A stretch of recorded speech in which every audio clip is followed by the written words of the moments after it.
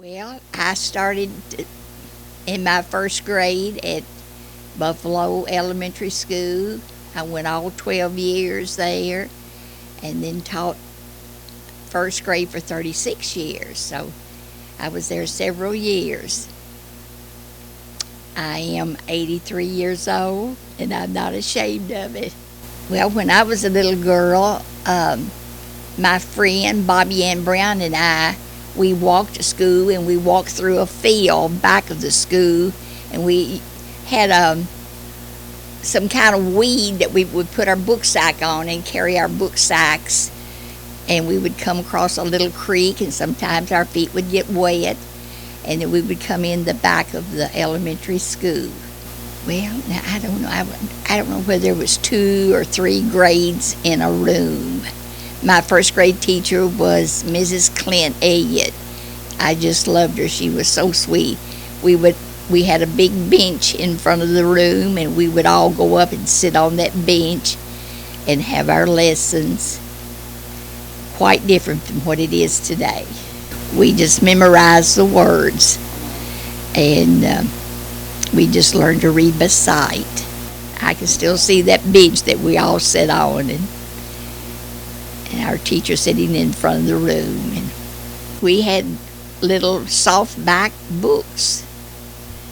I think it was Ben and Alice. I think the dog was Spot, and the cat was Puff. And that's just about all I can remember. We had a real strict teacher. She was white-headed. She was very good, and she was strict on us. Mrs. Clint Elliott. Her name was Bessie, I believe. Bessie Elliott. Oh, I just loved her. All 12 years. All 12 years. I graduated from Buffalo Elementary. We had different teachers for each grade. Oh, I do remember another thing. My 6th grade teacher, Mrs. Agnes Brown. And one day, a boy got in trouble, and she took him to the front of the room to spank him, and he had matches in his pocket. And when she whipped him with that paddle, smoke came out of his back pocket, and it scared us to death. We thought she had put him on fire. I'll never forget that. I never will forget. But anyway, she smoked his paint. I mean, just a puff of smoke came out of his pocket. Oh, she was a dandy teacher. She was a great teacher. But you were disciplined there. In the 4th grade, I had a balloon, and I got under the desk, and I was blowing up the balloon, and it slipped out of my hand, and that balloon went to the ceiling. And it was my cousin, Margie Ragstel, and she was teaching. And anyway, I got a spanking from her for blowing up my balloon.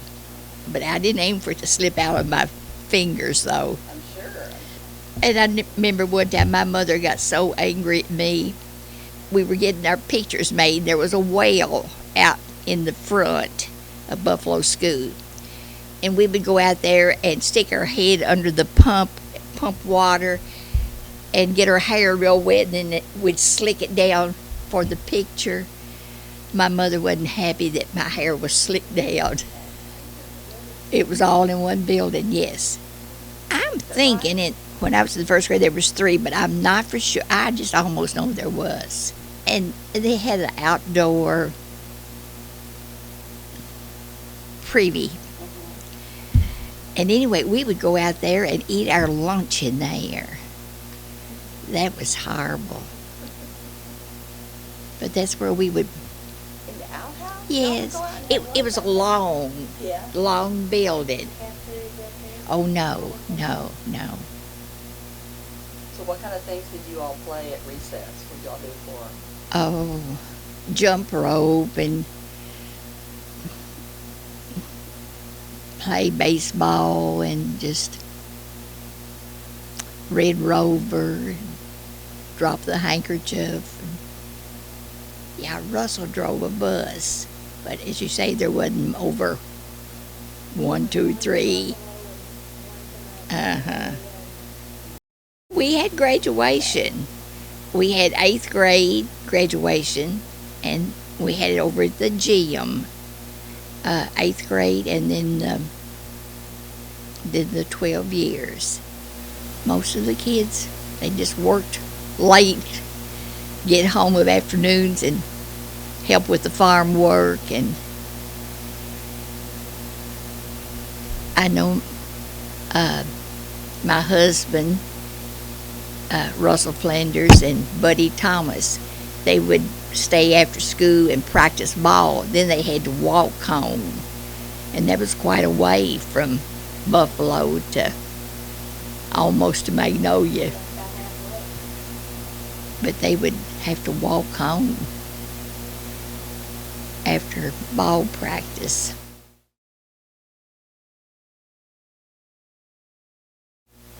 I always loved kids, enjoyed working with them. And when I got out of graduated from high school, I went to Camelsville. It was just only a junior college, and I went 2 years there.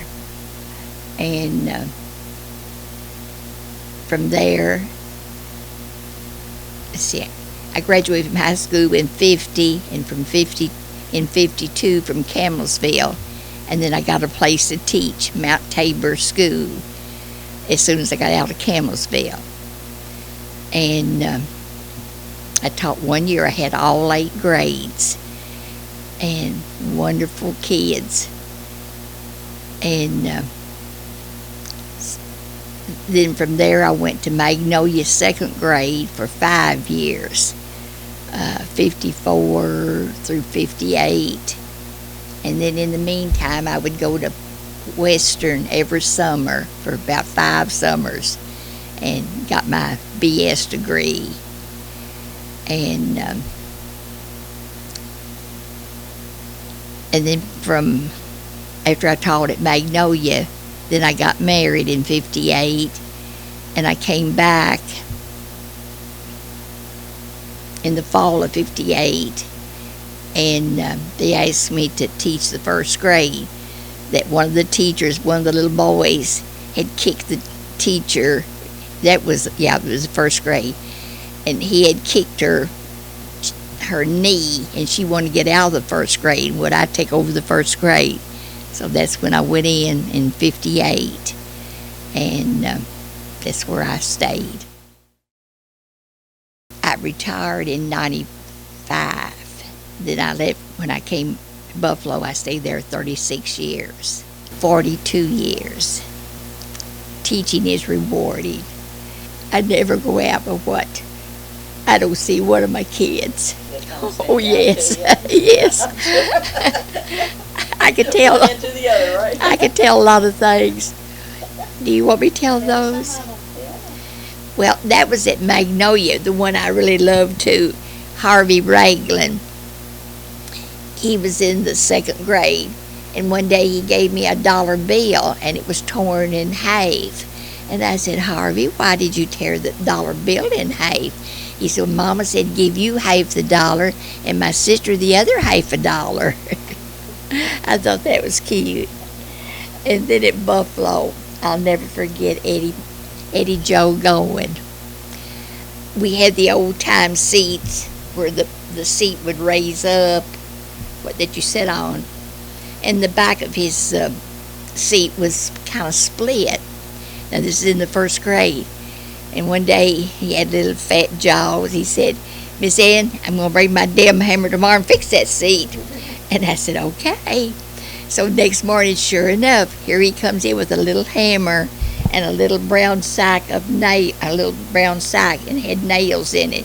And he went to work on his seat. Of course, he didn't do much help, but he tried.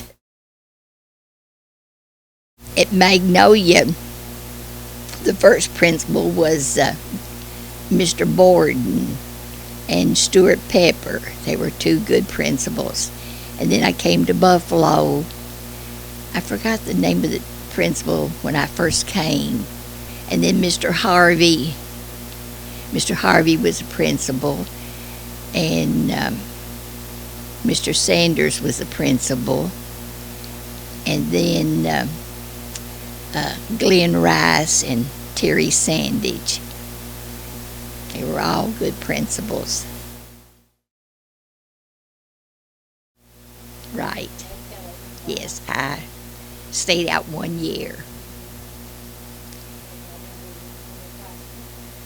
But now and I had him in the first grade, but he said I was one of the worst teachers that he had because I tried to be strict on him. I didn't want kids going home and say, well, Kelly got to do this and Kelly got to do that. I was hard on him. I wish I had. The one I really loved was this Josephine Aiken. She and I taught together for 25 years. But I've enjoyed all the teachers I've worked with.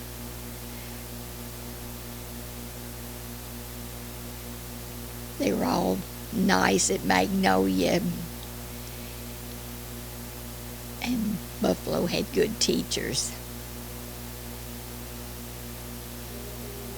Yes, super teachers. Really, I think one of the best things that we ever did in school was home visitation.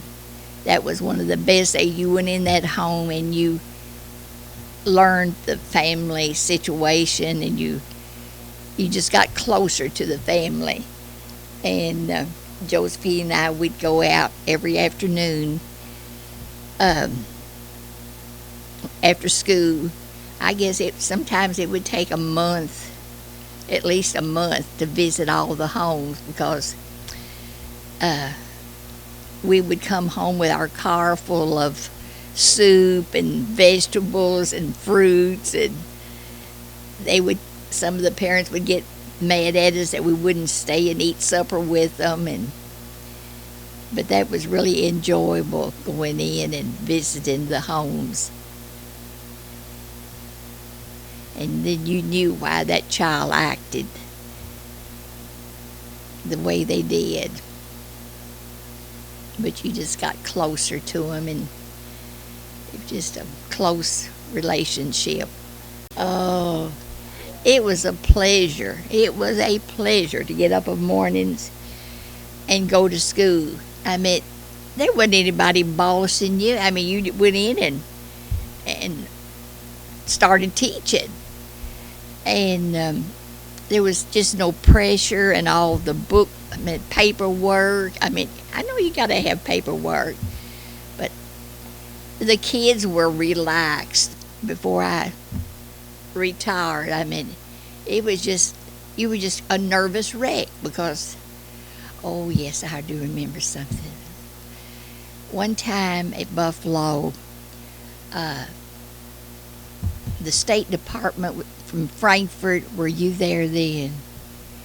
They came and was going to observe us, 2 or 3 from each room. I mean, came to each of our rooms. Well, man, I had just prompt my kids what to do and how to act, and I thought everything was just up to a T.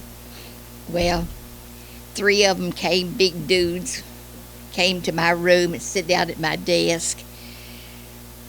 And they started talking to me. Well, I looked back, here comes a little red-headed boy up the aisle. He was hopping from one seat to the other just like a frog, just hopping.